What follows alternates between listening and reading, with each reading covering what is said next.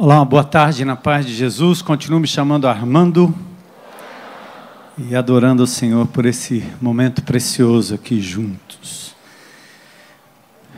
Muito bom. Ontem recebi a notícia de que um grupo de irmãos do CR estiveram numa ação lá no Curió, descendo ali da área do Curió, que fica mais em cima, para a chamada Babilônia, que é um corredor onde, com essas chuvas, o alagamento é ainda maior, porque fica num brejão. É um trabalho extraordinário feito por esses irmãos que ali tem uma unidade do CR dentro do Dendê. Eu quero continuar desafiando a igreja para que, através dos GRs, dos grupos de relacionamentos, vocês se engajem em atos de compaixão. A igreja tornando o Evangelho de Jesus tão real quanto a vinda dele aqui entre nós, tocando pessoas como ele assim o fez. E nós vamos dar continuidade hoje, a última parte da nossa série de escatologia, escatom, últimas, logia, estudo, palavra. Então, o estudo das últimas coisas. E nós temos falado através destas mensagens de que cada época da história, de Gênesis a Apocalipse, passando pelo proto-evangelho lá em Gênesis 3,15, Deus tinha uma escatologia para Adão, Eva, uma escatologia para Noé, uma escatologia para Abraão, Jacó, José, Moisés, Josué, Davi. Cada um a seu tempo foi recebendo sinais escatológicos, o prenúncio divino sobre os últimos dias. Os últimos dias para eles e os últimos dias para nós, alguns já acontecidos e outros que ainda estão por vir. Nós ilustramos bastante aqui o fato de que o profeta, ele enxerga sempre na perspectiva daquelas duas montanhas. Ele enxerga a realidade do momento, mas geralmente o que ele está dizendo, o que Deus está revelando, ultrapassa a sua época, vai muito além da sua própria época. Então, hoje nós vamos falar um pouco acerca do Israel de Deus e a plenitude dos gentios, tomando como base aquele intervalo que nós estudamos e trabalhamos aqui na semana passada, quando o povo de Israel vai para o exílio babilônico e lá passa 70 anos no cativeiro. Num determinado momento, este povo recebe um decreto através de Ciro, o persa, ele decreta que o povo retorne à terra prometida. E então Daniel recebe uma revelação de que a partir deste decreto, 70 semanas ainda estariam para se cumprir, semanas de anos. Destas 70 semanas, tira 69 semanas, ou 483 anos, são acontecimentos ou tempo que iria da época de Daniel, da época do decreto, até a vinda do ungido, Jesus. Falamos na semana passada que tem 4 decretos ali, um atrás do outro: Ciro, Dario, Artaxerxes o primeiro e Artaxerxes o segundo decreto, culminando com o retorno de Neemias para a reconstrução dos muros.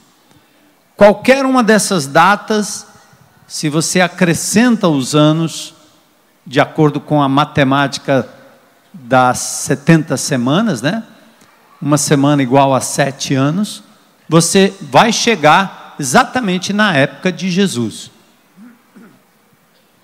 E quando Jesus vem, e mesmo na profecia de Daniel, no capítulo 9, há uma 70ª semana, há uma semana que ainda parece não ter tido cumprimento, dado os acontecimentos descritos nessa 70ª semana, dando a entender que enquanto Deus dá uma profecia para a nação de Israel,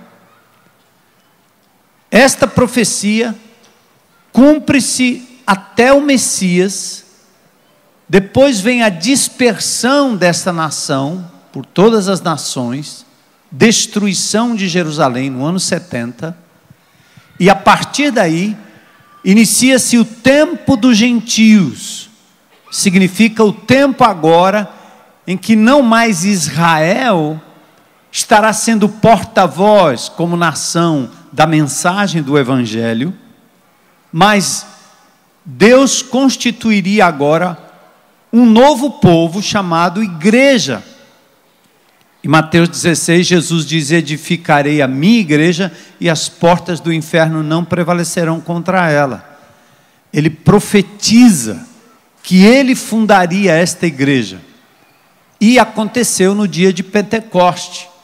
Esta igreja, cujo núcleo era ainda judaico, judeu, esta igreja foi se expandindo pelos reinos, nações não judias, gentias, chegando até nós.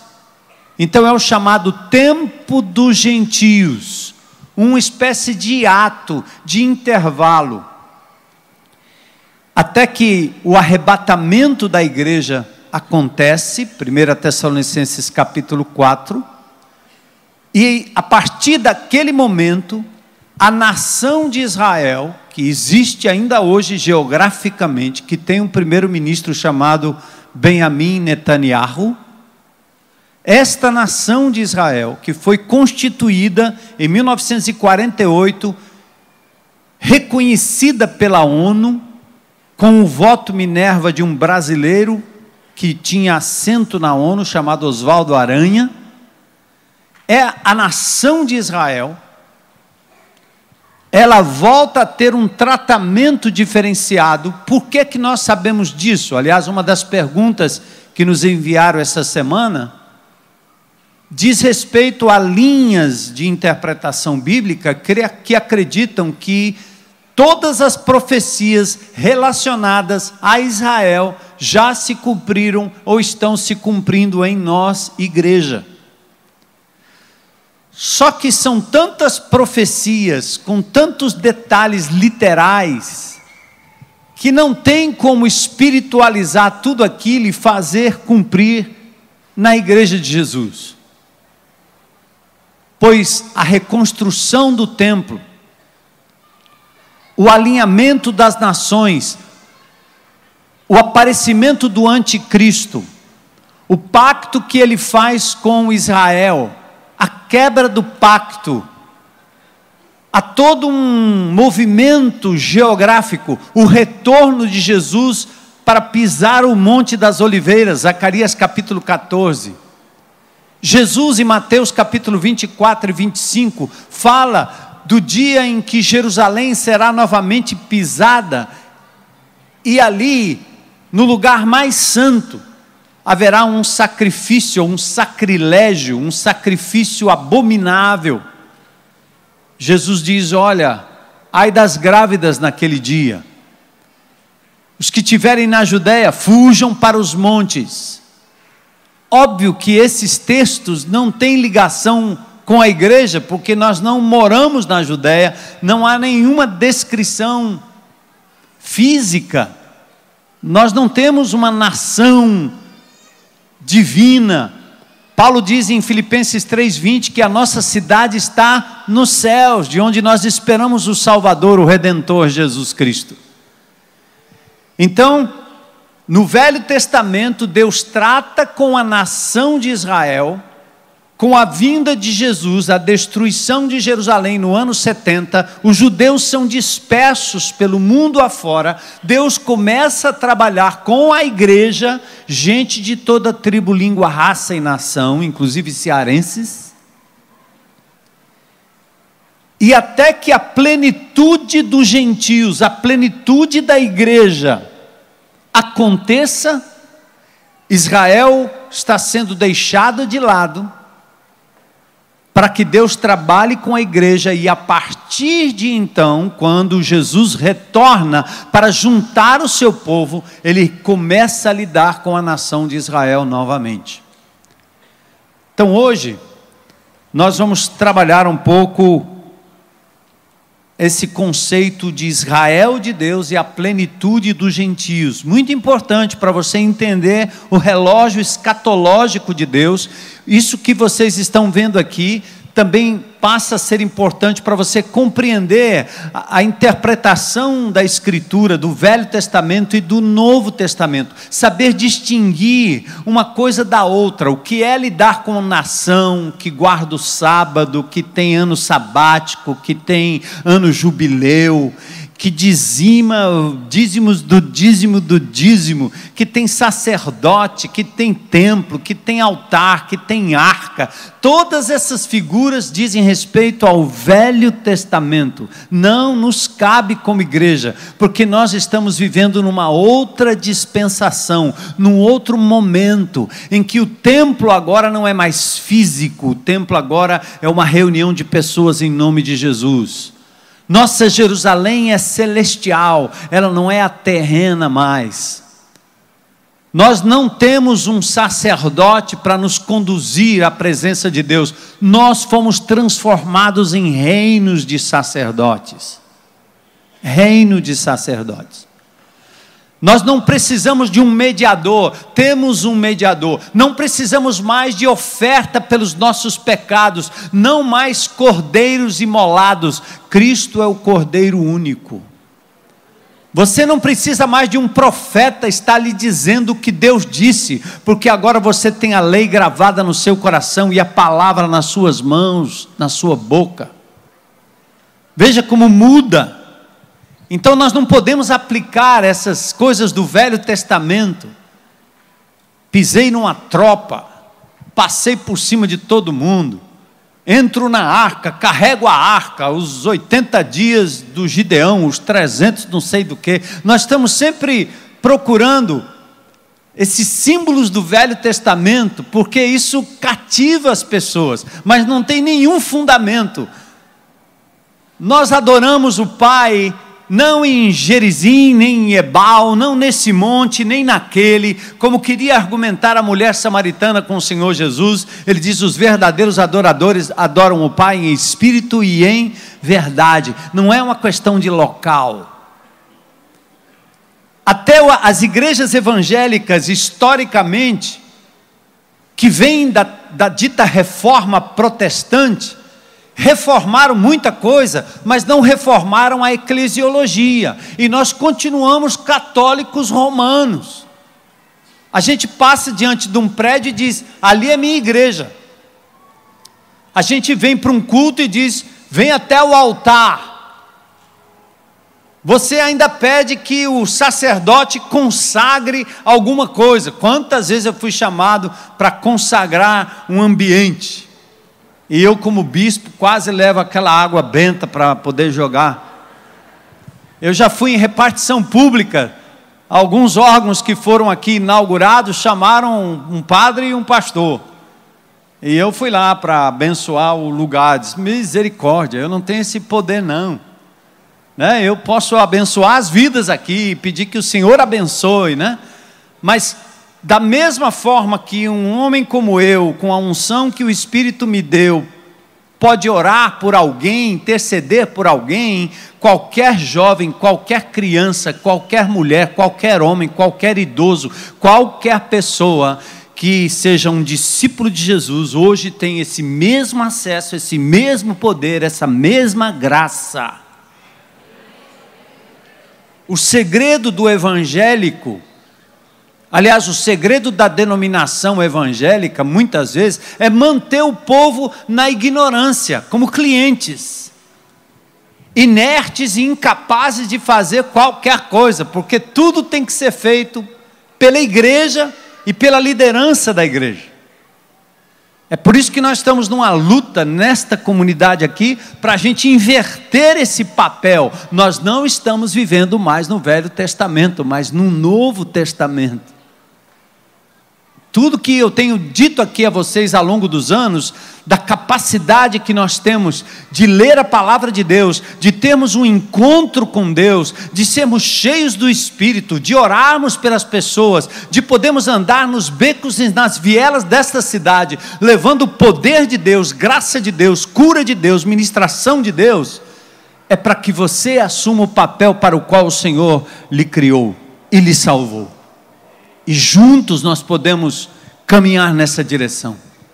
E não criar um grupo de pessoas alienadas e dependentes de um ministro, de um pastor, de um líder, de um professor, de um mestre, de um teólogo, de um missionário, ou seja lá o que for, de um apóstolo, ou seja, qualquer nome que se queira dar.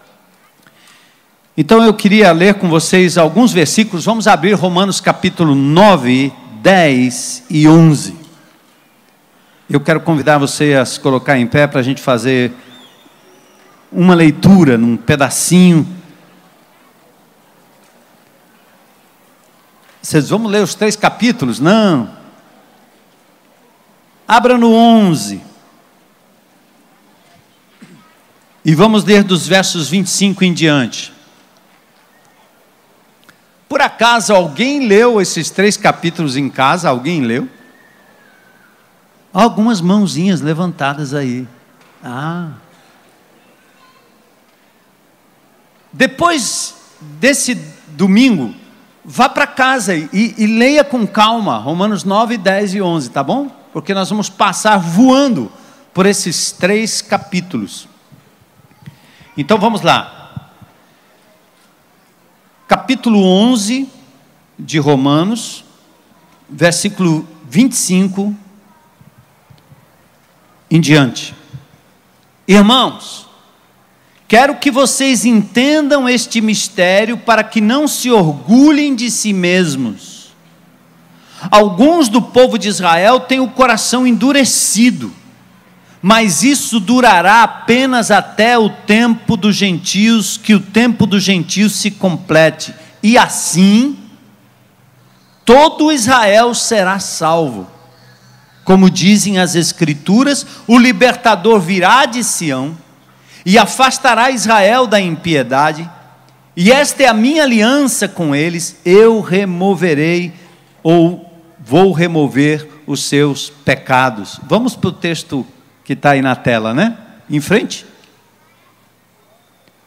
Quanto ao Evangelho, eles quem? Eles quem? Os judeus. São inimigos por causa de vocês.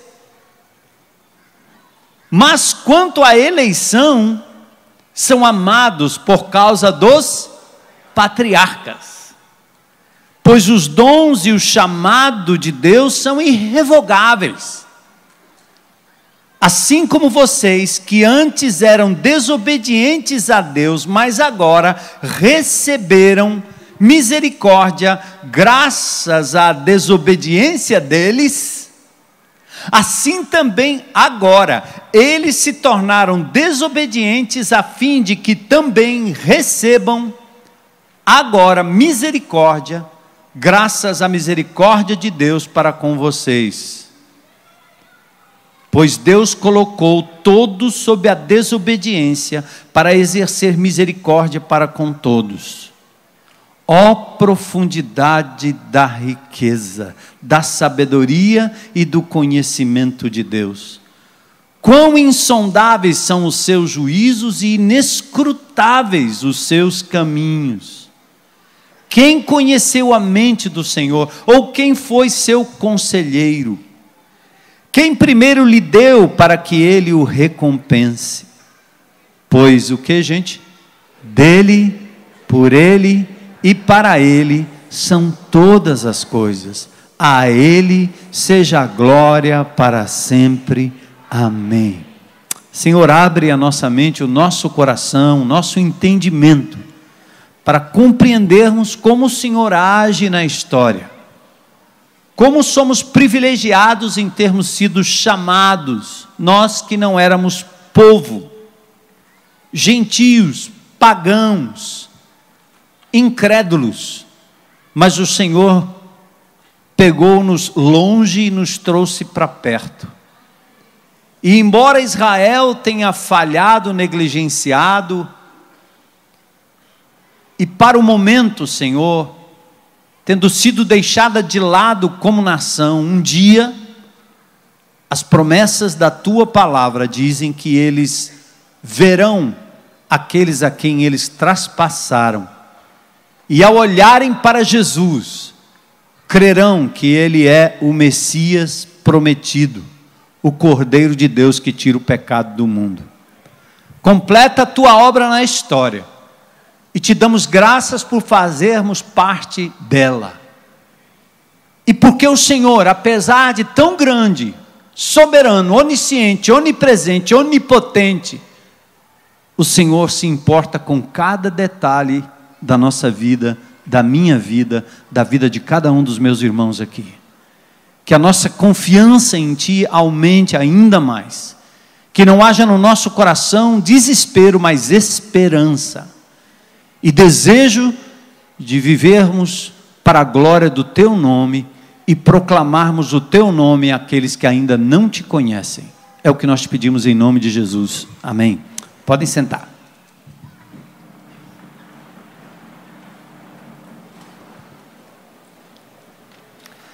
Sim, Deus é o Senhor da história.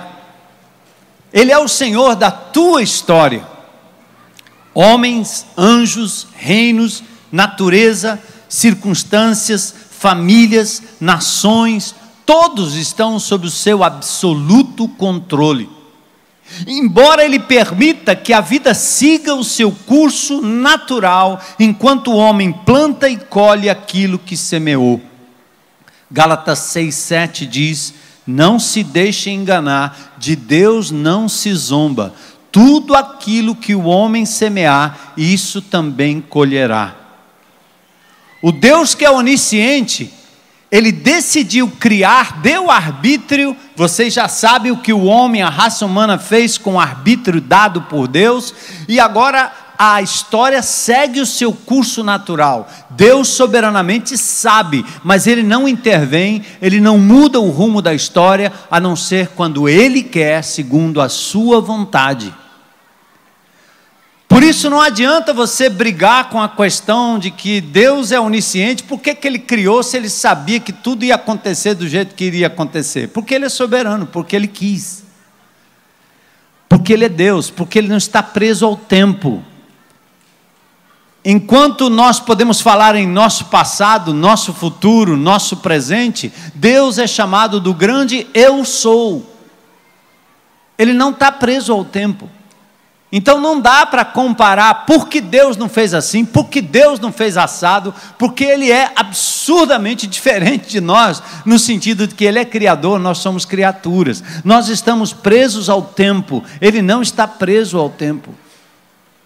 Por isso Pedro explica com muita clareza em 2 Pedro no capítulo 3, um dia para o Senhor é como 1000 anos, 1000 anos para o Senhor é como um dia. Ele está dizendo, não tente colocar Deus num laboratório, numa fórmula matemática, não vai funcionar. Ele é Deus. Ninguém explica Deus.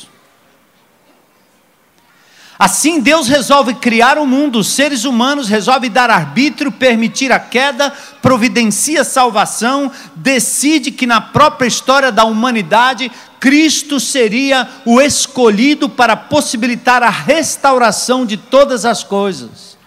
Foi isso que Deus decidiu, e está revelado na Bíblia, na palavra dele. Então eu quero distinguir aqui para vocês duas coisas. Um povo eleito e um descendente eleito. Jesus, Deus que se fez gente, foi a escolha de Deus para resgatar a raça humana. Não há outro.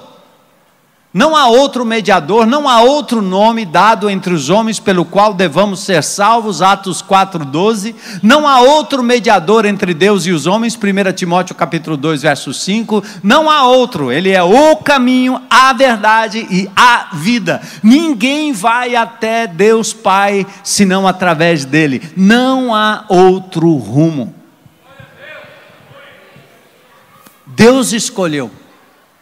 E assim como Deus escolheu o descendente prometido lá em Gênesis 3,15, como vocês já aprenderam aqui, a articulação de Gênesis 3,15, Deus fala a serpente, fala da descendência da serpente, fala do descendente da mulher, fala que a serpente feriria o descendente, mas o descendente pisaria na cabeça da serpente. Já era um prognóstico daquilo que aconteceria no futuro. Então Deus escolheu que seria assim, mas Ele também decidiu escolher um povo, e esse povo é o povo de Israel, a nação de Israel, o Israel de Deus. Em Deuteronômio capítulo 7, Deus diz assim, fala para esse povo o seguinte: eu escolhi você, nação de Israel, não porque houvesse em você algo de bom, algo que me pudesse atrair. O Senhor, o seu Deus, os escolheu dentre todos os povos da face da terra, para ser o seu povo, o seu tesouro pessoal.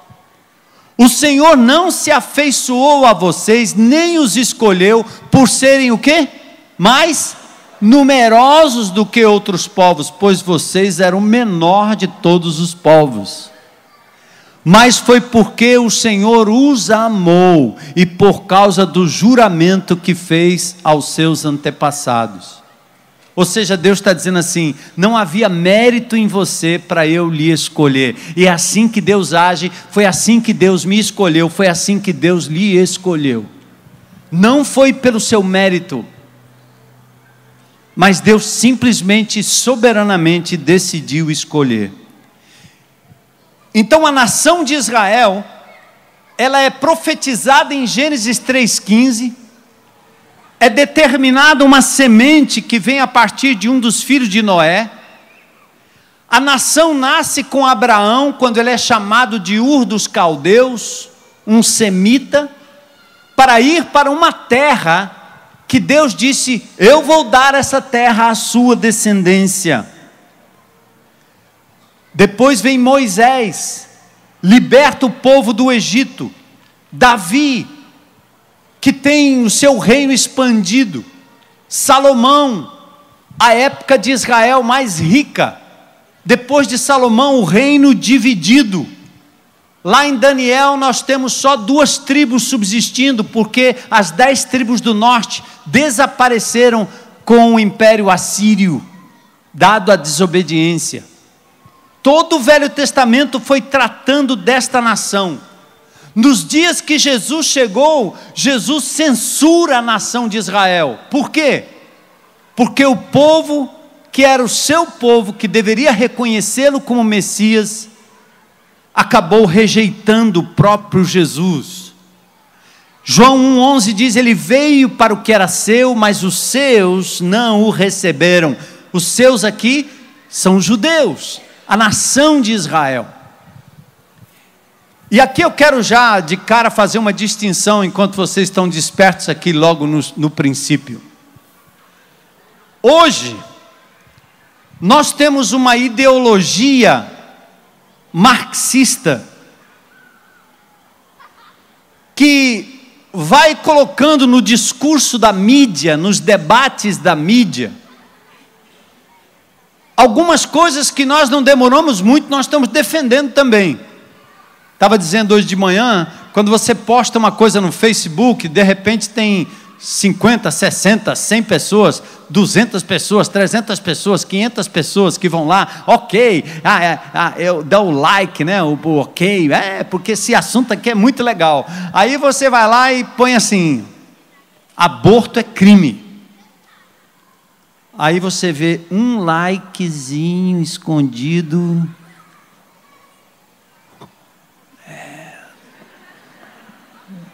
Valeu, pastor. Se eu dissesse aqui que o judeu tem direito àquela terra mais do que tem os palestinos, o discurso da Globo News que você assiste é o discurso de ódio aos judeus e de defesa aos palestinos. É mais ou menos essa lógica dos direitos humanos que deveria considerar direito humano um policial que, se não me falha a memória, ontem foi baleado por um bandido e não aparece na mídia. Mas se um policial acerta o bandido, aí aparece na mídia. Porque nós estamos agora nessa de direitos humanos. Os direitos são tão humanos que nós estamos dando direito a menores, a que eles matem, e são tratados a pão de ló, mais do que muitos adolescentes que estudam, que têm família e que vivem uma vida de miséria nos becos dessa cidade, inclusive ao redor da nossa propriedade. Claro que ninguém aqui é a favor da violência, claro que direitos humanos é uma coisa que deveria ser igualitário para todo mundo. Mas esse discurso politicamente correto, que parece que dá bandeira para alguns, dá emprego para outros, dá visibilidade para outros. Você pega uma senhora do seu Cabral e manda para casa. Afinal, ele descobriu o Brasil, né? Sérgio Cabral descobriu o Brasil. Então, manda a mulher dele para casa. Milhares de mulheres na mesma condição. Agora a lei fica toda... Não, porque isso aqui é legal. De fato, fizeram o que é legal, para favorecer alguém imoral. Mas por que o que é legal não foi implementado antes? Por que o que é legal não chega nos rincões ou nos lugares mais obscuros dos presídios da nossa cidade? Então, tudo isso para dizer assim, cuidado, igreja. Tem alguns irmãos aí com vocação de alienação, que às vezes acha que o pastor está falando muito em política. Nós estamos sendo massacrados por conta da maldita política partidária feita por corruptos. João Batista não vacilou para botar o dedo no nariz de Herodes. No Velho Testamento, os profetas não vacilaram para realmente colocar o dedo na cara do rei. Inclusive Natã, na cara de Davi, o homem segundo o coração de Deus, fazendo ele envergonhar e corar de vergonha, porque ele matava e ele cometia um adultério. E nós queremos viver aqui no glória, glória, aleluia, e deixa eu com a propina, e deixa eu roubando, e deixa eu massacrando, e deixa eu com o meu partido, e deixa eu com o meu empreguinho, e vamos ficar quieto? Vocês só não vão ouvir aqui política partidária, mas denúncia do que está errado? Claro, isso não é o foco, isso não é o tema de todos os dias, de todos os tempos, de todos os momentos, mas nós não podemos permitir que valores cristãos sejam arrebentados, e um deles diz respeito à nação de Israel. Sabe qual é o discurso politicamente correto? Aquela terra era dos palestinos, não dos judeus. Como assim? A história da mídia, da falácia midiática, ela começa há pouco tempo. 1900 e alguma coisa. Eles estavam lá e os judeus entraram na terra e pronto, tomaram a terra e agora tem que ter 2 estados ali no meio. A nossa história começa com a Bíblia. E a Bíblia não é conto da carochinha, não.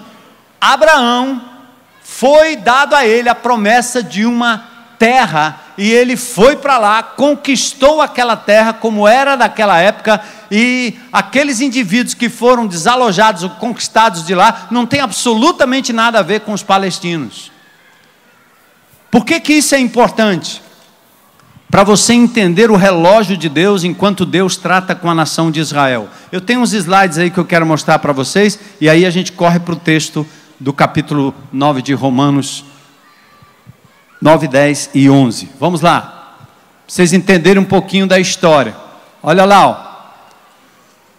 2000 anos antes de Cristo, Abraão.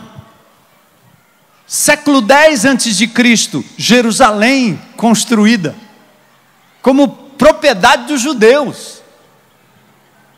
Império Babilônico, 609, conquista Jerusalém, leva o povo judeu, não tinha árabe lá, não tinha palestino, não tinha ninguém não, era judeu. Que ridículo. Depois o Império Persa com Ciro, que manda o povo judeu voltar para Jerusalém, reconstruir Jerusalém. Por que você não ouve isso sendo mencionado na mídia? Porque se eles fizerem isso, eles estão dando ponto para o Evangelho, ponto para a Bíblia, ponto para a Palavra de Deus, e eles não farão isso. Depois você tem o Império Grego em 312, depois você tem o Império Romano em 64, Herodes o Grande é estabelecido como rei ali daquela região. Depois tem a vinda do Senhor Jesus Cristo. Depois nós temos os judeus espalhados. O Império Romano, quando manda destruir Jerusalém, os judeus são espalhados pelo império. Mais tarde o Império Romano acaba tentando fazer com que os judeus retornem à terra. Eu estou falando aqui agora de Constantino, que se converte ao cristianismo e que diz que todo o império agora era cristão, e se o império era cristão, judeu é gente boa, porque faz parte da história. Só que no século IV, V, VI, depois de Cristo, o Império Romano acaba se desintegrando. Você tem aí os alemães, os germânicos, que os conquistam, e naquela época, nós temos o fenômeno do islamismo com Maomé. Mais ou menos 5 séculos depois de Cristo é que vem o Alcorão, Maomé, e essa história de que Jerusalém também é um lugar sagrado. E foi em 700 e pouco depois de Cristo que eles tomaram conta da cidade, desalojaram tudo que tinha a ver com cristianismo, com judaísmo, e construíram uma mesquita lá dentro. Não foram os palestinos, foram os árabes que fizeram isso. Quando da virada do primeiro milênio, as chamadas cruzadas, que derramou muito sangue, eram as cruzadas que partiam de Roma, particularmente do Vaticano, para ir até a terra prometida e tirar os árabes de lá, dizendo, isso aqui é de cristão, isso aqui é de judeu. As cruzadas tinham esse intento, de devolver a quem pertencia a terra, a religiosidade do local. E aqui eu não me coloco nem a favor, nem contra essa história, porque ela é cheia de coisas que não vale a pena você endossar, mas é história. Século XV, século XVI, da época da grande reforma protestante, o Império Otomano toma conta de tudo e começa a estabelecer em Jerusalém outro califato, outro domínio árabe. Enquanto isso, os judeus estão espalhados pelo mundo, tentando serem absorvidos em países da Ásia, da Europa, mas num determinado momento, Theodor Herzl, em 1826, começa a sonhar que os judeus deveriam voltar para a terra prometida. Vem a Primeira Guerra Mundial, os ingleses favorecem o retorno dos judeus à terra prometida. Gente, do que eu estou falando? De história? Não, eu estou falando do relógio de Deus. fazendo tic-tac, tic-tac, tic-tac, e as nações sendo manobradas pela soberania divina. 1946, Hitler decide dar cabo a 6 milhões de judeus, o grande holocausto. Mas em 47 e 48, os judeus retornam para a nação de Israel novamente, e ali o Estado de Israel passa a existir. E essa história de Estado palestino é algo recente. Na verdade, não existe palestino, coisa nenhuma, existem árabes. Todas as nações árabes querem varrer Israel do planeta. Como eles não têm coragem de se aliarem, todos eles, para tirar Israel do planeta, então vamos eleger aqui um grupo de pessoas, de árabes, que agora levam o nome de palestino, para tentar criar guerra entre eles e ver se eles destroem esses judeus de uma vez. Só que não tem jeito. Deus está no controle da história. Então, meu amado, mais da metade da sua Bíblia conta a história do povo de Israel. É bom você saber de que se trata e compreender o reloginho de Deus que está sendo tocado adiante. Vamos lá agora. Mas Jesus veio. Quando Jesus chegou, diz o texto em João 1,11, ele veio para o que era seu, mas os seus não o receberam. Jesus em Lucas 13:34, olha para Jerusalém, olha para os judeus daquela época, seus compatriotas, e lhe diz: ó Jerusalém, Jerusalém, que matas os profetas, matas aqueles que lhes são enviados. Quantas vezes eu quis juntar vocês, como uma galinha junta os seus pintinhos, mas isto hoje está encoberto aos seus olhos. Jesus chora sobre Jerusalém, porque o povo judeu, apesar de tudo, não estavam reconhecendo Jesus, porque eles queriam um rei com a espada, queriam um rei com poder bélico, queriam um rei com armas, e Jesus veio com outra proposta. Enquanto os outros reis, os outros reinados, os outros poderes, os outros sindicatos, os outros grupos têm arma para tirar a vida de quem está vivo, Jesus tem uma arma que dá vida a quem está morto. Simples assim. Simples assim. Por isso os judeus não queriam.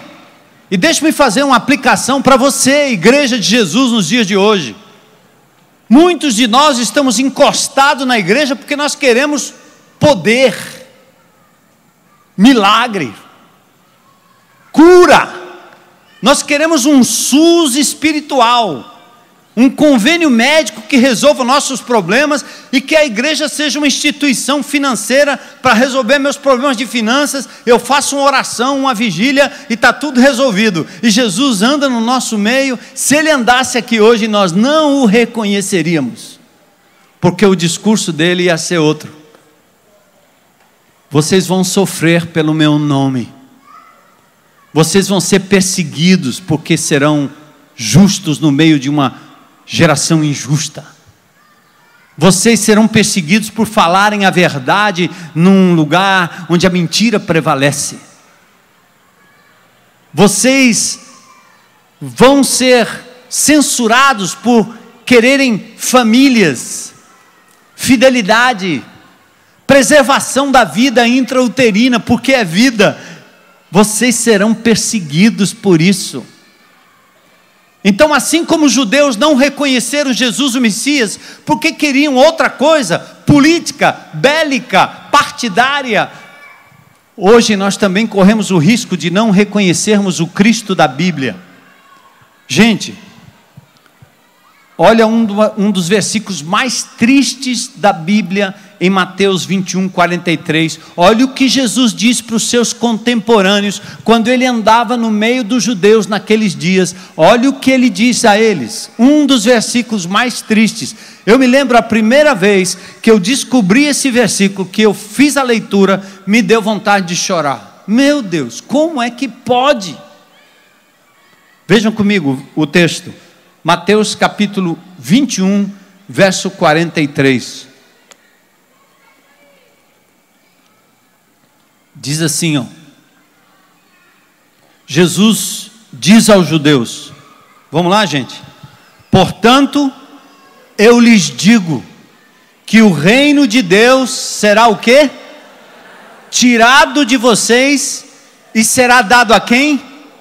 A um povo que dê os frutos do reino. Triste. Vocês se lembram de Jonas? Que Deus disse, Jonas, prega para os ninivitas. O que é que Jonas fez? Negativo. Eu não. É só para nós. A aliança, o evangelho, o poder, a paz, a cura, o milagre, a oração, é só para nós.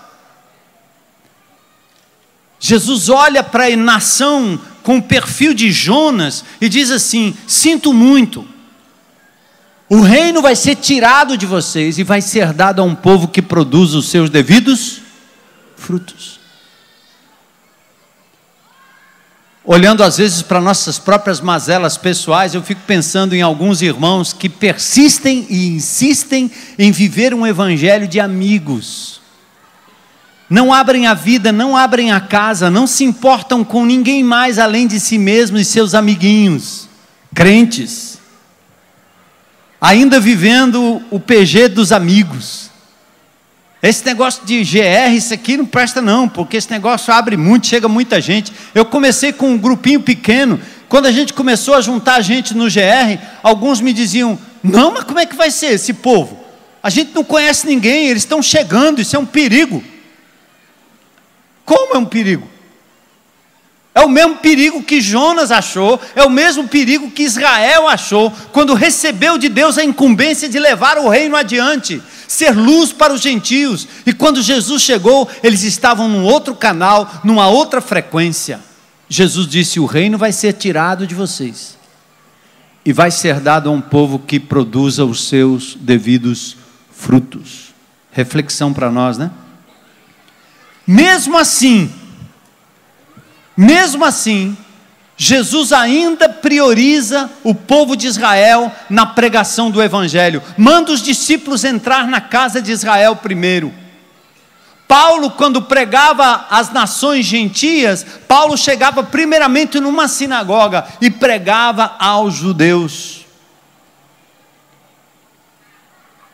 Em Gálatas 6, 15, 16, tem um texto aqui que é muito interessante. Paulo diz assim, não importa se fomos circuncidados ou não, o que importa é que fomos transformados em nova criação. Que a paz e a misericórdia de Deus estejam sobre todos os que vivem de acordo com este princípio e sobre o Israel de Deus. Quem é o Israel de Deus hoje? É a nação? São os judeus convertidos dentro da igreja? Ou seria a igreja, povo de Deus composto de judeu e de gentio? Sem aderir a controvérsias, eu prefiro crer que há um duplo sentido nessa frase do apóstolo Paulo. O Israel nacional, na diáspora, separado,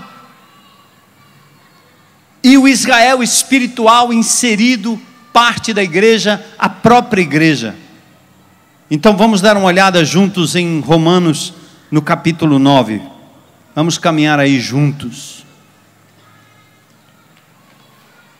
Versículos 1 a 5. Olha o que Paulo está expressando como preocupação e angústia. Ele é um judeu, um apóstolo enviado aos gentios, ele precisa dar esperança aos judeus convertidos, mas também Ele quer advertir os que creram depois, os gentios, os cearenses, os paulistas, os brasileiros, os americanos, para dizerem: olha, cuidem-se, porque se vocês receberam o Evangelho por pura graça, não achem que vocês são mais merecedores do que os judeus. Se eles rejeitaram e vocês entraram agora como povo escolhido, imagine o que será quando eles aceitarem a glória que será. E não se considerem superiores, porque se Deus foi poderoso para dizer ao povo que era dele, que tinha todas as prerrogativas da promessa: fica de lado, porque eu vou agir com o povo. Deus pode fazer isso com você e comigo da mesma maneira, não para nos condenar, mas para nos tirar fora de tempo, a fim de que uma nova semente, um remanescente apareça. Sabe qual é a resposta que eu dou para irmãos que às vezes me dizem? Ontem aqui no Sábado da Liderança me procuraram para dizer a mesma coisa: pastor, eu estou com um grupo lá, o grupo insiste em ficar só a gente, vamos expulsar esses outros aí, porque é muita gente, não tem jeito, como é que eu faço? Eu não consigo. Eu digo: meu irmão, está parecendo Elias, você está dizendo para Deus que só você ficou, e Deus está dizendo: não, tem mais 7.000 que não se dobraram o joelho. Tenha paciência, porque como aconteceu com o meu GR, quinta-feira nós nos reunimos na minha casa, quase 40 pessoas dentro da sala, muitas das quais eu nem conhecia direito, porque eu saí de férias, me ausentei um pouco, e quando eu voltei, o fruto foi tão profícuo, tão abençoador, que eu vi pessoas chegando ali pela primeira vez, falando das grandezas de Deus. Porque enquanto você insiste em não ser instrumento de Deus, quando Ele coloca nas tuas mãos a palavra, a salvação, o amor, a misericórdia, o que Ele vai fazer com você? Lembra da parábola dos talentos? Deus te dá um talento, você reproduz, Ele diz: te dou mais. Deus te dá um talento, você esconde, o que Ele faz? Tira e dá a quem está reproduzindo. A igreja de Jesus é assim. Ora ela incha, ora ela cresce, ora ela diminui. Mas quando ela diminui, o Senhor preserva um remanescente e começa a mandar agora aqueles que de verdade vão levar adiante o reino de Deus, porque a obra do Senhor não para, e eu quero fazer parte dela todo o tempo. Amém, irmão? Glória a Deus. Apesar dos 63 anos, mais de 40 de convertido, eu me sinto um bebê na fé. Se tiver mingau, eu quero mingau. Eu quero voltar ao início de tudo, todo o tempo. Quero renovar a minha paixão por Jesus, como se fosse o primeiro dia, a primeira vez, a primeira pregação, a primeira palavra, a primeira reunião. Não me canso de querer vir e estar na casa de Deus. Quando eu viajo, não posso ficar longe até da internet para assistir o que Deus está fazendo aqui no nosso meio, porque eu amo a igreja de Jesus, porque eu amo o meu Jesus, e eu não quero ficar de fora da graça e da bênção que o Senhor me dá. Paulo diz assim, digo a verdade em Cristo, não minto, minha consciência o confirma no Espírito Santo, tenho grande tristeza e constante angústia em meu coração, pois eu até desejaria ser amaldiçoado e separado de Cristo por amor de meus irmãos, os da minha raça. Sabe o que Paulo está dizendo? Se eu pudesse perder minha salvação, para os meus irmãos da nação judaica ganharem a salvação, eu daria para eles de graça, mas não é possível. Mas por isso eu tenho tristeza e eu tenho angústia. Você não sente assim às vezes quando tem um parente, um amigo, um pai, uma mãe que se fecha para o Evangelho e você diz: gente, se eu pudesse. Eu pensei disso do meu pai, pensava isso da minha mãe quando eu me converti. Paulo então aqui expressa seu sentimento, sua tristeza, sua angústia. Dá uma olhada no verso 4. Olha os privilégios de Israel como nação no Velho Testamento, descrita aqui no capítulo 9, ou descritas no capítulo 9. O povo de Israel, deles é o quê? Adoção de filhos, deles é a glória divina, deles são as alianças, dele é a concessão da lei, dele é a adoração no templo, dele são as promessas. Olha quanta coisa! Deles são também os patriarcas, e a partir deles se traça a linhagem humana de Cristo, que é Deus acima de tudo, bendito para sempre, amém. Paulo não perde tempo de dizer que Jesus Cristo, Deus que se fez homem, é Deus. Mas olha os privilégios desta nação, mostrando que é possível ter tudo, e mesmo assim rejeitar o que de melhor o Senhor tem nos dado. Mas os planos de Deus não podem ser frustrados. E Paulo continua, no verso 6 ele diz: não pense que a palavra de Deus falhou, porque nem todos os descendentes de Abraão são filhos de Abraão. Há filhos de Abraão pela fé, filhos que creram na promessa, mesmo sendo gentios. É muito lindo esse texto. Vamos seguir um pouco adiante. Nos versículos 14 a 19, Deus fala da sua soberania. Eu escolho quem eu quero. Chamarei meu povo a quem não é meu povo. Verso 25 do capítulo 9. Chamarei minha amada a quem não é minha amada. No lugar onde está dito, vocês não são meu povo, eles serão chamados filhos do Deus vivo. Olha o verso 27 do capítulo 9. Vê se vocês conseguem me acompanhar. Eu estou correndo, né? Dando um coro no pessoal lá em cima. Eles ficam lá tentando, vocês não imaginam a luta que é ali. Aliás, eu queria que vocês dessem uma salva de palmas aí para aqueles amados irmãos. Eles ficam controlando a luz, controlando o som, controlando os versículos, e depois quando na segunda-feira, pastor, o senhor pulou aqui, pulou acolá, o senhor voltou ali, o senhor mencionou um que não estava. Verso 27, olha que coisa linda. Isaías exclama com relação a Israel o que, gente? Embora o número dos israelitas seja como a areia do mar, apenas o remanescente será o que? Salvo. Sabe o que Paulo está dizendo? Presta atenção.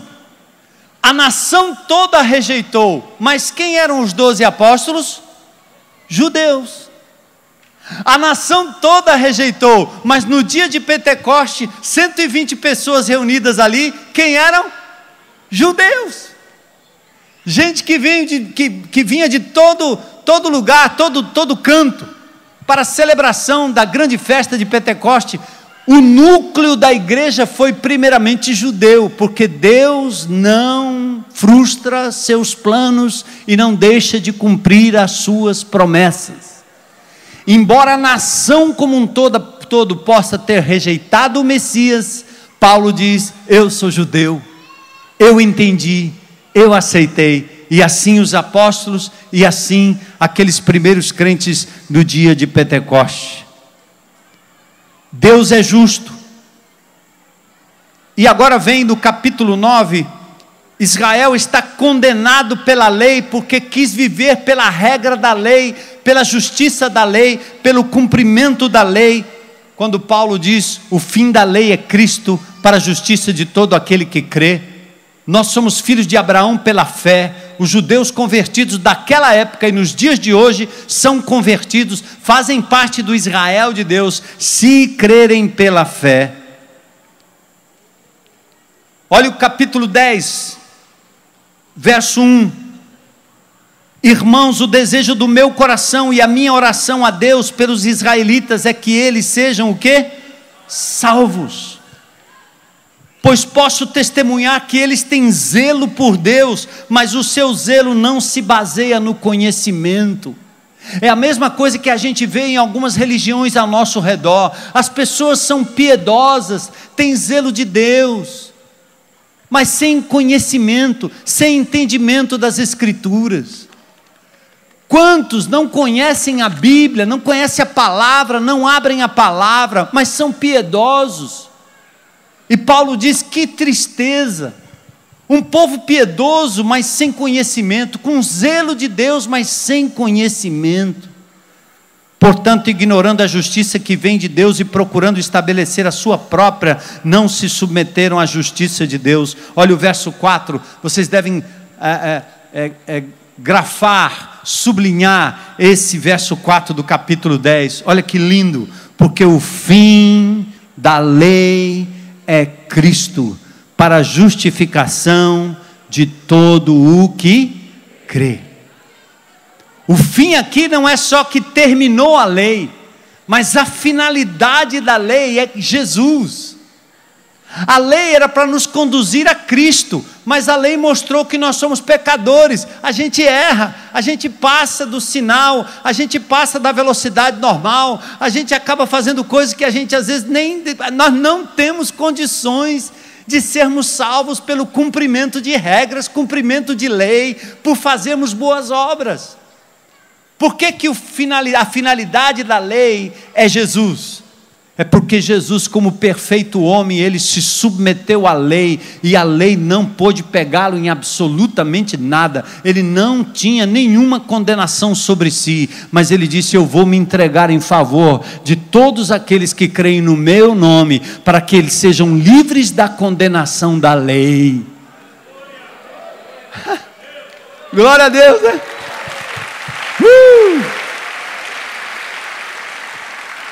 Aí alguns dizem assim: então se Jesus cumpriu a lei por mim, a condenação da lei não me pega, então eu vou andar aqui transgredindo a lei. Paulo diz: de jeito nenhum, porque agora você obedece à lei por amor a esse Senhor que se deu por você.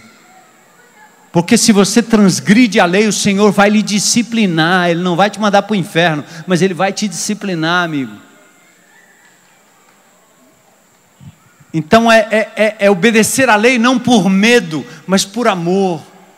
É ser bom e fazer o bem, não para ganhar algo, mas por amor. Essa é a lógica do Evangelho. Os judeus rejeitaram o Evangelho, mas agora vamos para o capítulo 11. Um remanescente creu. Pergunto, pois, acaso Deus rejeitou o seu povo? De maneira nenhuma. Eu mesmo sou israelita, descendente de Abraão, da tribo de Benjamim. Capítulo 11, versículo 1. Não rejeitou o seu povo. Deus não rejeitou o seu povo. Verso 5 do capítulo 11 diz: assim hoje há um remanescente escolhido pela graça. E se é pela graça, não é mais pelas obras. Olha aí, coisa linda. Se é pela graça, já não é mais pelas obras. Se fosse a graça, não seria o quê? Graça, claro. Deus não rejeitou o seu povo. Ele continua trabalhando com o Israel nacional, entendem? E Ele continua trazendo judeus para a igreja de Jesus Cristo, a fim de que judeus e gentios formem agora um novo corpo, uma nova família, uma nova nação, um novo povo em nome de Jesus. Mas tem que ser pela fé. Eu conheci e conheço muitos judeus que se converteram ao Evangelho. Agora preste atenção aqui. Vamos lá. Capítulo 11, verso 11 em diante. Nós vamos caminhando para o final aqui. Novamente pergunto: acaso eles tropeçaram para que ficassem caídos? Está falando dos judeus, certo? De maneira nenhuma. Ao contrário, por causa da transgressão deles veio salvação a quem? Sabe quem são os gentios? Pronto, pode falar igual aquela gíria que tem por aí. É nós, mano.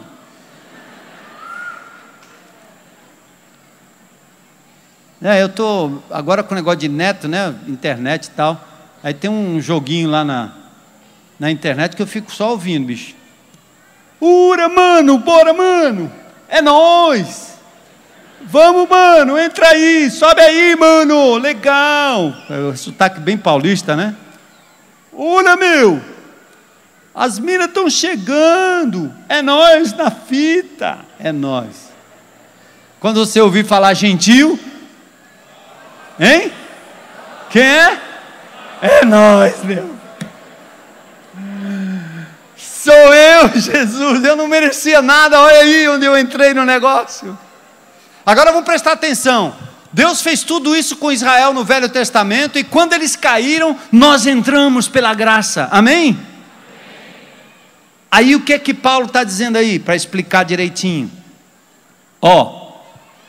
De maneira nenhuma, ao contrário, por causa da transgressão deles, veio salvação para os gentios, para provocar ciúmes em Israel.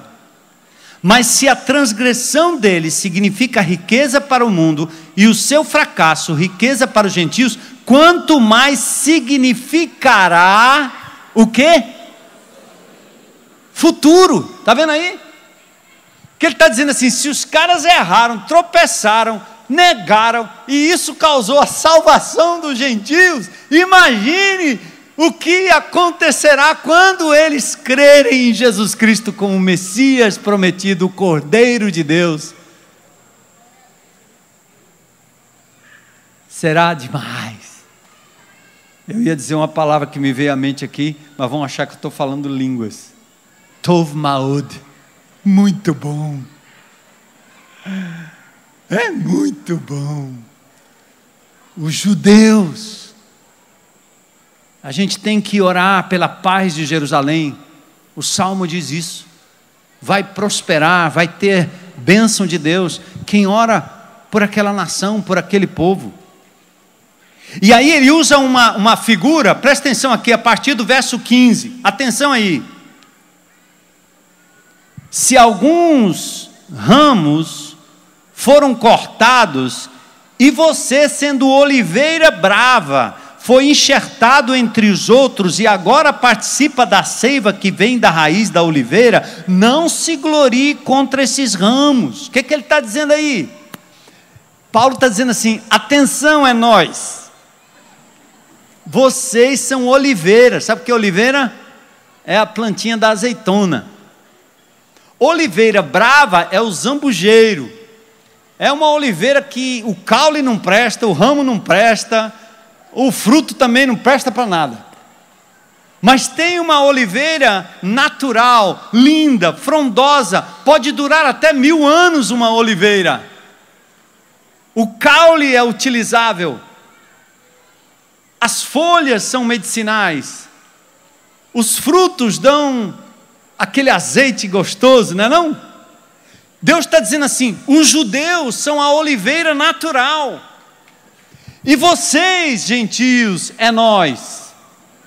Vocês foram arrancados do zambujeiro, da oliveira brava. Vocês não tinham descendência, vocês não tinham patriarca, vocês não tinham a lei, vocês não tinham promessa, vocês não tinham nada. Olha a minha família, de onde veio? Sergipe, norte da Bahia, terra do Lampião. Qual é a promessa? Morte, caba da peste, promessa nenhuma. Mas os judeus têm história, têm promessa. Então dizendo assim, vocês foram arrancados como ramozinho da oliveira brava que não dava fruto, e Deus tirou você, cortou você e fez o quê? Enxertou na oliveira natural, não foi?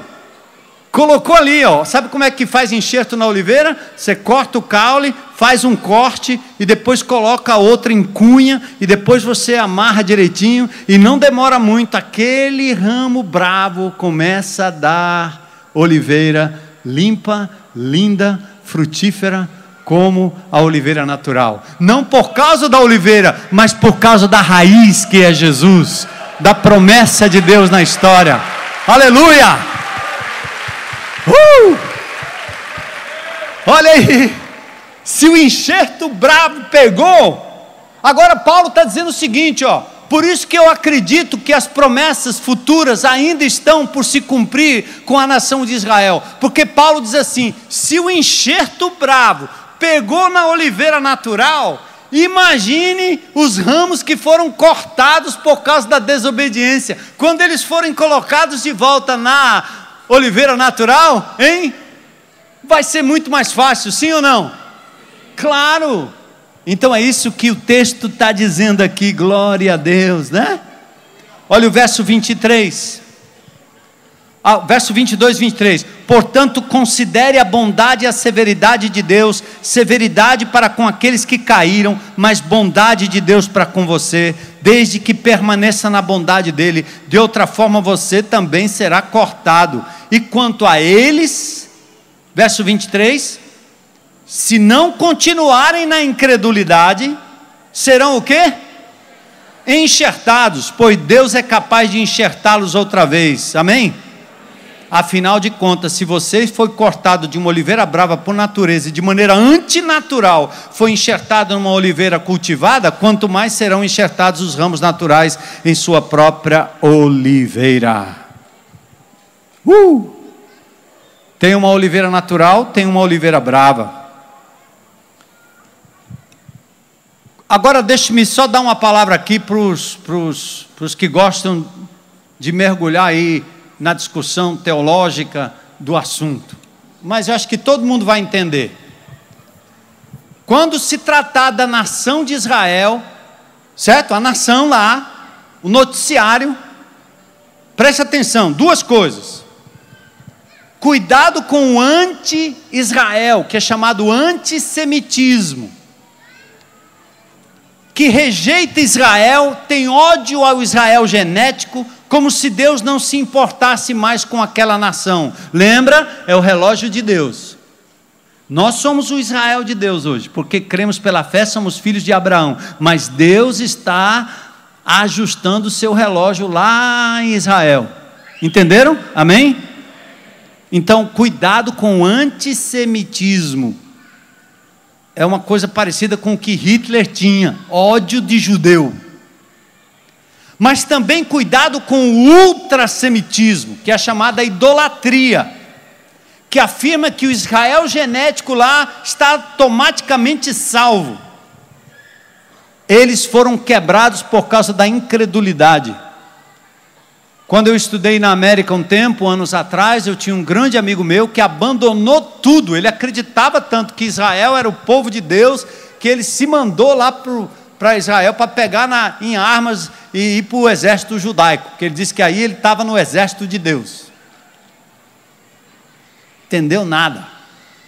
O exército de Deus não pega em arma bélica, pega em Bíblia. O exército de Deus é a igreja. Você pode até ir lá, eu já passei em Israel, já estive lá um tempo, mas ali não olhe para lá dizendo é o povo de Deus. Tem gente lá que não acredita nem que Moisés é Moisés. A incredulidade lá reina, mas Deus está trabalhando e operando com a nação. Então vamos lá. Aí diz, irmãos, verso 25, não quero que ignorem este mistério para que se tornem presunçosos. Israel experimentou um endurecimento em parte até que chegasse à plenitude dos... Vamos ler juntos esses dois versículos, por favor, 25 e 26, certo? Lá de novo, vamos juntos? Irmãos, não quero que ignorem este mistério, para que não se tornem presunçosos. Israel experimentou um endurecimento em parte, até que chegasse à plenitude dos gentios. Atentem agora. E assim, todo Israel será o quê? Salvo. Como está escrito, virá de Sião o Redentor, que desviará de Jacó a impiedade. Aleluia, promessa divina. Pode aplaudir o Senhor.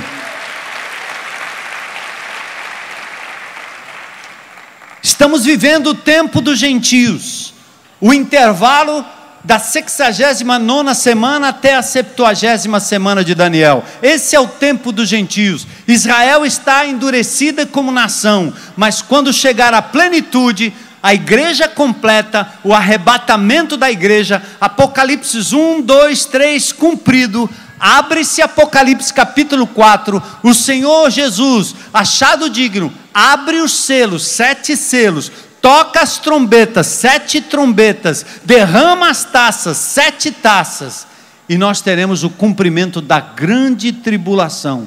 E na tribulação, o povo de Israel reconhecerá que Jesus Cristo é Senhor, Salvador e o seu Messias.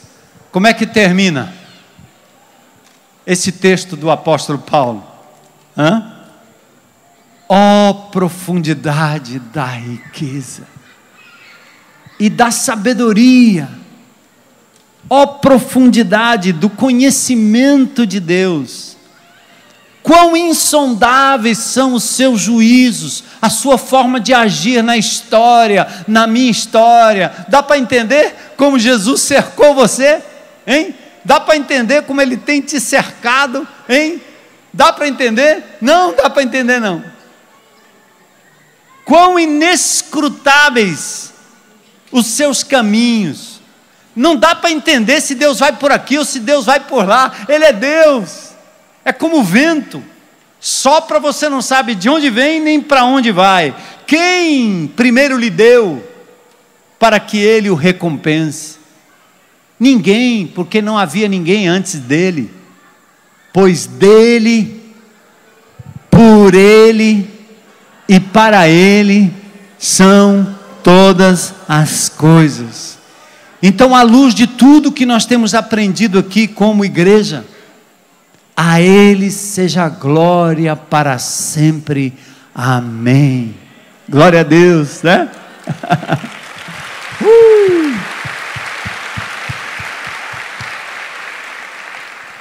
Tem muito mais que você pode aprofundar na escatologia. Há vários pontos de vista, gente que acredita que o arrebatamento é antes da tribulação, no meio da tribulação, depois da tribulação.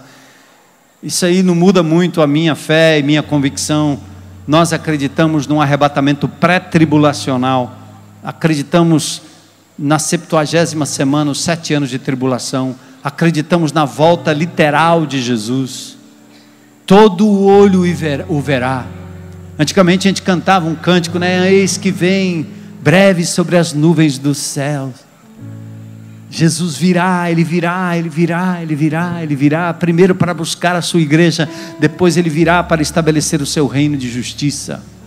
Apocalipse 20 fala do milênio, se são 1000, 2000, 5000, 10.000, não sei, lá está escrito milênio. Satanás amarrado, o povo vivendo em paz, Jerusalém o centro de adoração do mundo. Que coisa! Não é Meca, não é Medina, não é Nova Delhi, não é o Santuário de Fátima em Portugal. Eu estive lá no Santuário de Fátima, fui lá ver, não é lá.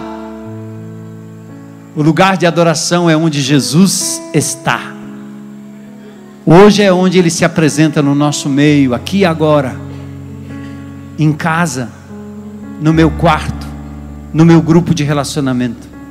E um dia Ele virá, será o centro de todas as coisas, para que no final do milênio as nações se levantem novamente contra Ele, mostrando que o pecado não foi totalmente erradicado, a corrupção ainda vai graçar muitas pessoas, mas aí o Senhor porá fim a todas as coisas, num justo julgamento, e estabelecerá novos céus e nova terra onde habita a justiça. Se eu vou viver para ver tudo isso, provavelmente não. Mas eu sei de uma coisa: o meu Redentor vive. E eu posso ver o seu reino agindo aqui e agora, no Israel de Deus, na igreja, no meio dos gentios que somos nós. E eu quero que o Senhor use cada minuto dos meus dias para proclamar o seu santo nome até que Ele venha, junto com meus irmãos, vivendo a igreja de Jesus, essa contradição de cabeças diferentes, preferências diferentes, mas Deus tem um remanescente no Brasil, no mundo, agindo em prol do seu nome, e o seu reino avança por milênios. Já tentaram destruir essa palavra, mas não conseguiram destruir. Tentaram destruir a igreja, eles não conseguiram destruir, porque Jesus prometeu edificá-la, e a porta do inferno, as portas do inferno não vão resistir à igreja de Jesus. Aleluia.